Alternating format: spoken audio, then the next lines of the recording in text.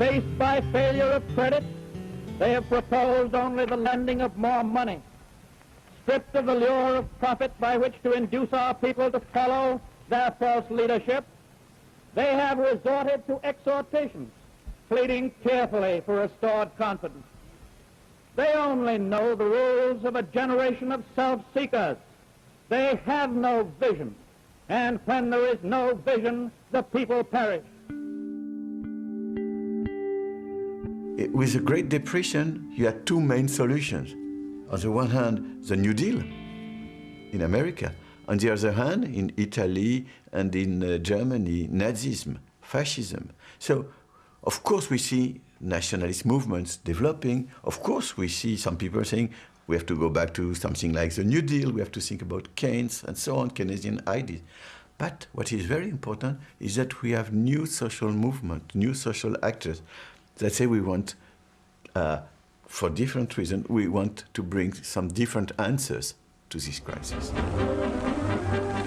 Construction work on water conservation projects requires an immense number of skilled and unskilled workers, providing immediate employment for hundreds of those who would otherwise be on relief.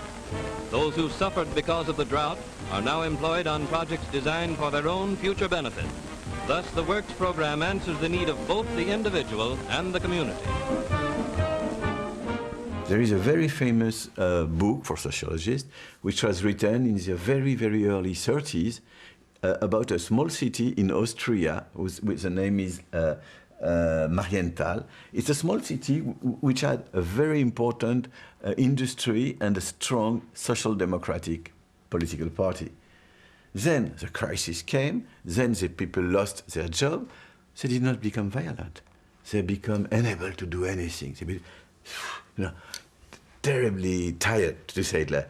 And then a few years after, but this is not in the book, some of them became Nazi, and so violence can come, but it is not necessarily, you don't have an automatic determinism between a crisis and violence. Today we don't know. Many people have the feeling that their children will maybe live worse, in much worse conditions. And we don't know. So what happens when you are losing all these elements that gave a certain meaning to your life? Some people say, no, a world is ending and I don't have any idea. Other people say, oh, I have one idea, my nation, and they become strongly nationalist. Some other people say, I will try to find in myself resources in order to build a new life through my own subjectivity. You have different answers in a moment when it is true that many people have the feeling that something is ending.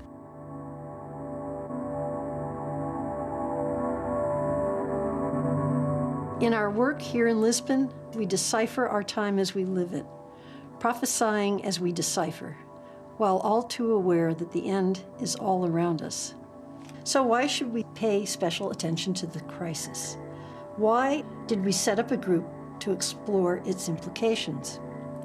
I propose that our less than conscious motivation for doing so was a sense of the ending, a sense that this crisis is not routine, but one of many whose reinforcing interactions are reshaping the historical life role. If I think of myself historically, I was born in the USA just towards the end of World War II. So I have lived through arguably the richest, most powerful situation in the world that has ever been. I mean, in terms of medical care, wealth, expanding hopes. It's not just in Europe, it's the 30 glorious years. It was also in post-war US.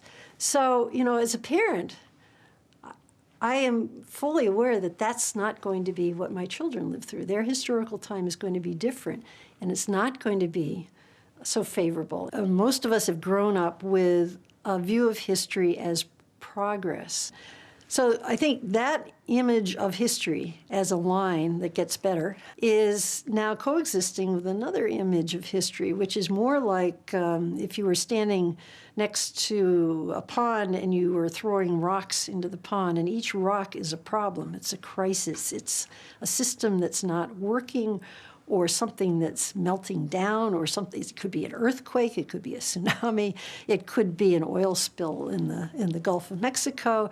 There's all sorts of episodes that are always happening, political, economic, environmental, and they don't get better. They just have spreading circles that intersect with the circles spreading from other problem areas. And that's another view of history, almost as a network of crises. And it's not yet at the end of the world. We're not talking about the final fall of anything, but it's like all the time there's some set of problems that they may get a little better, but they don't go away. Some leak or seepage or pollution or poisoning starts, and it just keeps going, so it's not over in a moment of devastation. In my paper, I refer to it as a rolling apocalypse. It's in our lives, and it keeps going.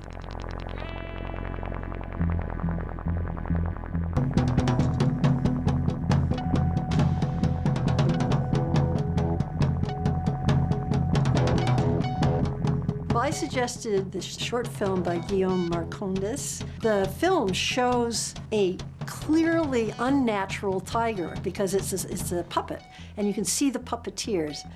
It's a clearly unnatural creation, and the thing about the film that spoke to me was that the line between what humans are doing in the world, you just can't draw a line, and also the sense of threat by this beast with big teeth, very scary beast, but there are people running or operating this beast.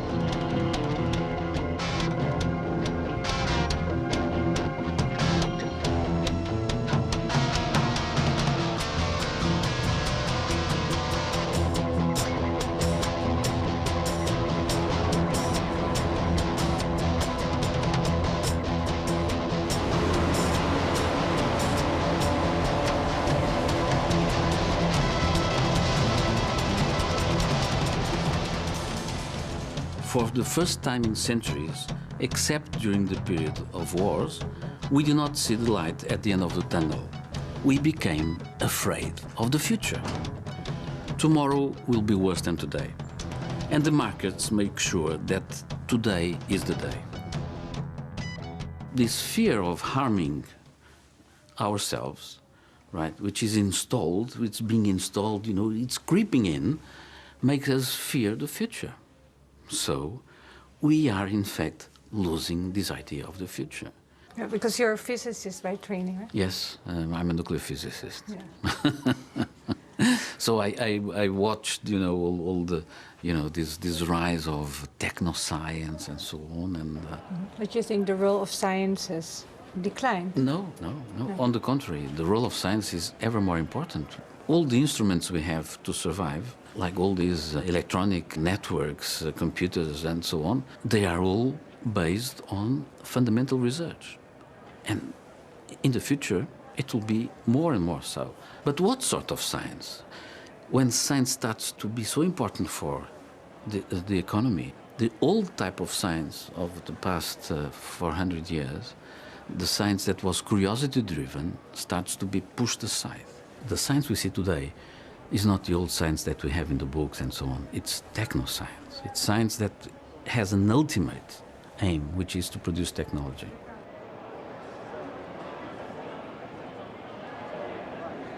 We have tilted the balance between what we have built and the rest of the given world. The balance has been really shifted. This is an interesting problem in history. There's no word or concept to name that shift of balance. I mean, people are trying. They talk about the age of the Anthropocene is one way of naming this change of balance. I call it human empire. And like any empire, it's hard to run. It doesn't just run itself, but we dominate the world as a species as never before.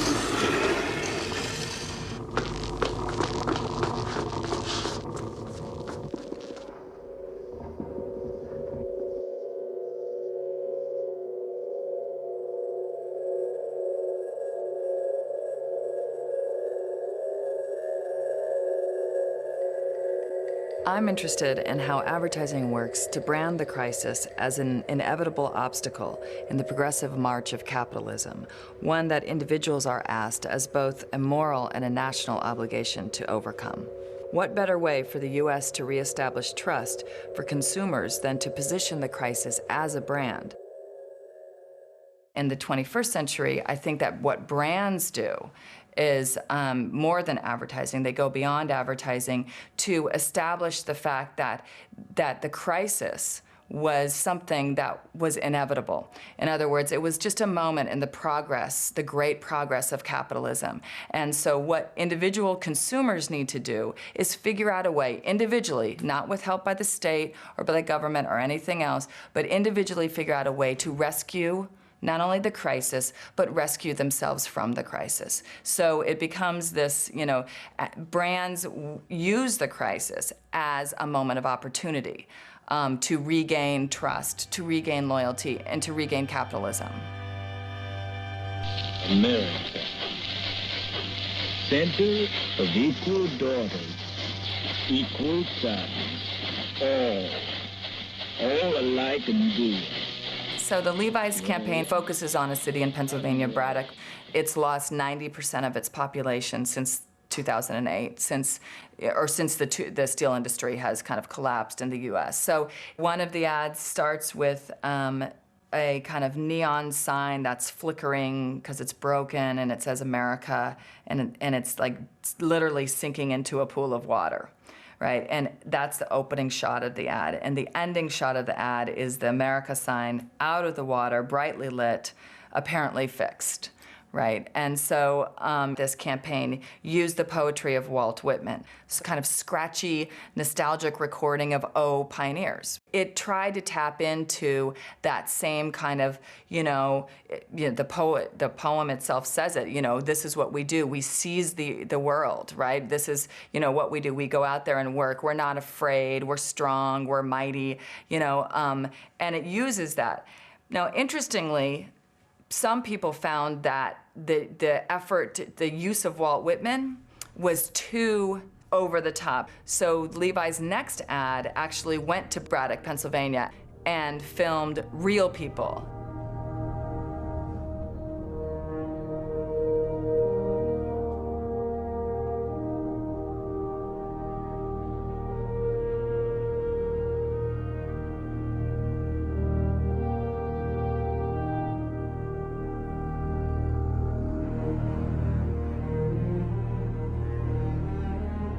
We were taught how the pioneers went into the West. The voiceover in the Levi's ad is a child's voice, so, immediately invokes innocence, purity, that kind of childlike joy and wonder. A long time ago, things got broken here. People got sad and left.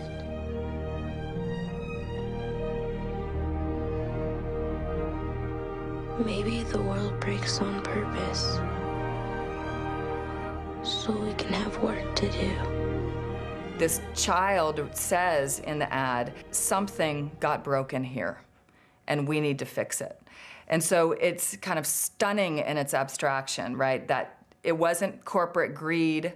It wasn't the failure of banks. It wasn't banks, hoodwinking, the working people. Just something got broken, right? So it absolutely abstracts the crisis out of any kind of individual blame or institutional blame or state blame, and says something got broken, and then immediately says, but we need to fix it, and then invokes the language of the frontier. People say that there are no more frontiers, but there are frontiers all around us, right?